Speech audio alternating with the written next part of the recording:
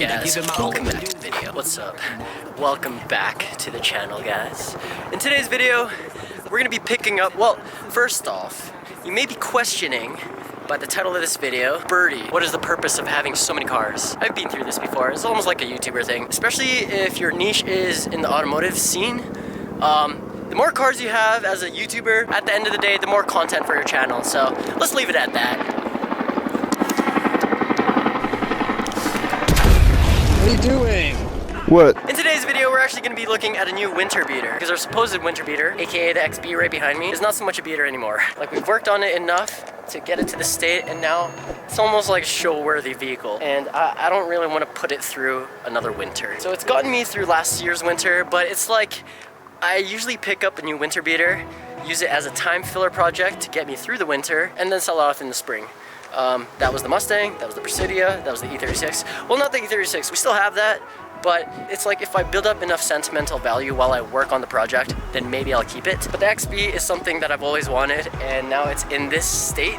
I think I'm gonna keep it like this, but I also don't want to ruin it. So here we are looking for a new winter beater. And right now we're gonna be meeting up with a guy who's actually selling me our new winter beater.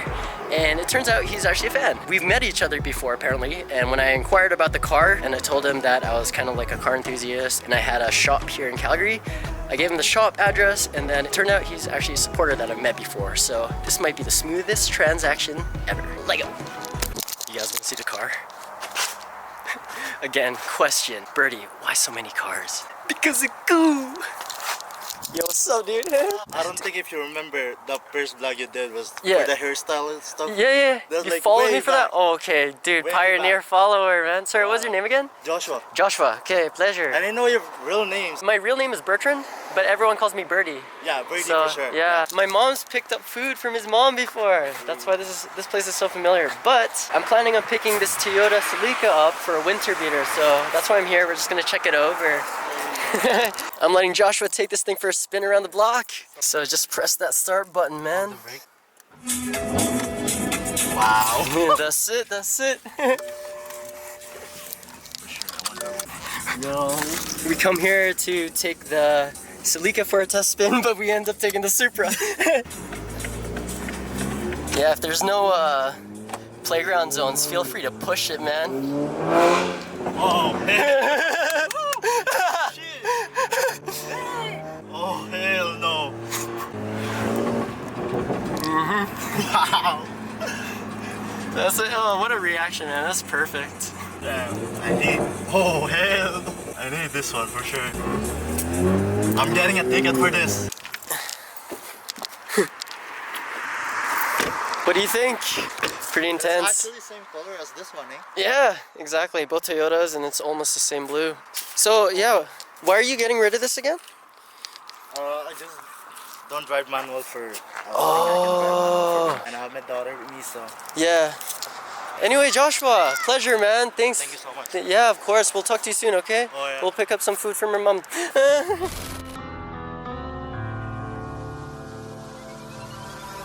Okay, so a few days have passed since this interaction, and wait, first off, is it Celica or Celica? Because a lot of people in Canada call it Celica, but I'm gonna go with Celica because it's from Japan and they have a proper way of sounding out their vowels. Can you use it in a sentence? Sure. If you want to be an entrepreneur, you gotta learn how to sell like a madman. That was stupid. Anyways, the Celica we ended up with is actually a really nice car on the outside. With some rare TRD upgrades that I never even knew existed. I've actually learned more about this car in the past few days than I ever knew to begin with.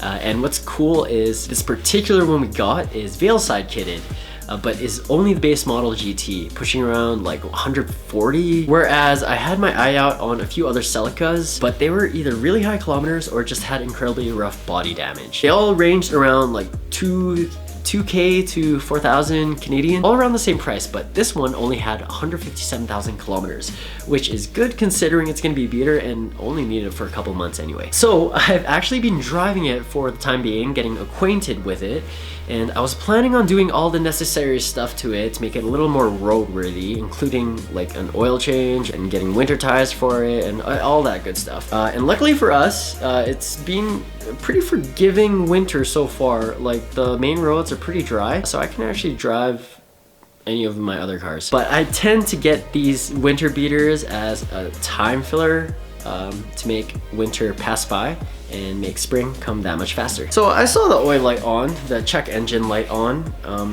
but I didn't really do anything about it. And I waited a little too long and also kind of pushed the car a little bit. And apparently, Celica GTs are known for being notoriously oil hungry. I was doing like 100 kilometers an hour on the highway, trying to pass this guy that wasn't letting me into the lane. And all of a sudden the car stopped accelerating. So I pulled over and I heard the gross sound that nobody ever wants to hear. Luckily, I was only 5 minutes away from my friend's shop, Ape Garage. So quickly called a tow company and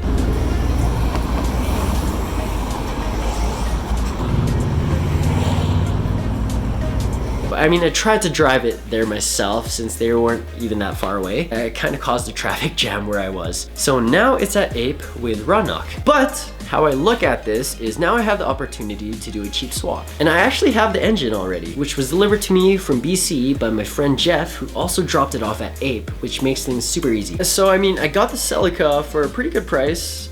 For the amount of money that I would have spent on a GTS, I'm doing an upgrade for a regular base model GT, which is okay because now I get to share with you guys the process and I get content for the channel.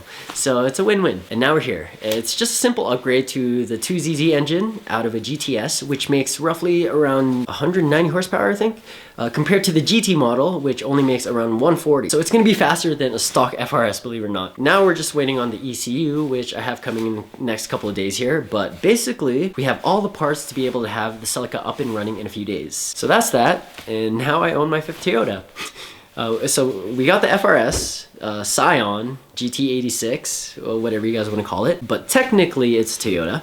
Got the Scion XB, also technically a Toyota. The Supra, my baby. And I'll count the RX-7 because the 1JZ was actually out of a Chaser or a Soar or something like that. But yeah, I'm really excited to build this Celica up. Plan is I'm gonna make it a 90s inspired build where it may look super ricey, only to you little ones who have no idea what that word even means and throw it around carelessly. I already got some weird ass parts coming in for it that I never even knew were a thing, so stay tuned for that.